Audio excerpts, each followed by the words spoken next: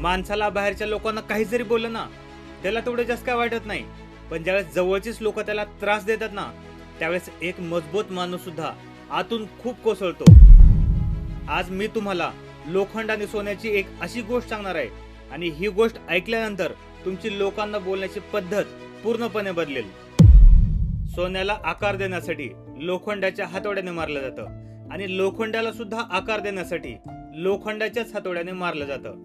पण सोन्याला मारताना सोनं तेवढं जास्त आवाज नाही करत, पण ज्यावेळेस लोखंडाला मारलं जातं, लोखंड खूप मोठ्याने आवाज करतं. एका दिवशी सोन्यानं लोखंडाला विचारलं, आपल्या दोघाला पण आकार देण्यासाठी लोखंडाच्याच हातोड्याने मारलं जातं, पण मी एवढा आवाज नाही करत, मग तू एवढा आवाज का करतो? त्यावेळेस लोखंडानं एकदम सुंदर उत्तर दिलं. लोखंड सोन्याला म्हणाला, तुला आकार देण्यासाठी जो लोखंड वापरला जातो ना, ते तुझं कोणीच लागत नाही, पण मला आकार देण्यासाठी जो लोखंड वापरला जातो ना, तो माझाच असतो.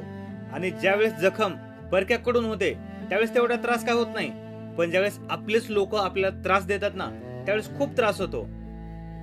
रस्त्यावरचा एखादी माणूस काही बोलला तर आपण काही वेळामध्ये ती गोष्ट विसरून जातो, पण आईवडिलांचे शब्द, जोडीदारांचं वागणं, मित्रांचा विश्वासघात किंवा आपल्या माणसाची उपेक्षा हे मात्र वर्षानुवर्ष आपल्या मनामध्ये घर करून राहतं. त्यामुळं बोलण्याच्या आधी एकदा विचार नक्कीच करून बोला.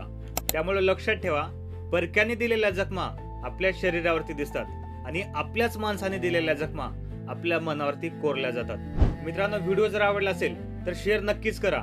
कदाचित एखाद्या व्यक्तीचं नातं तुटण्यापासून वाचू शकेल.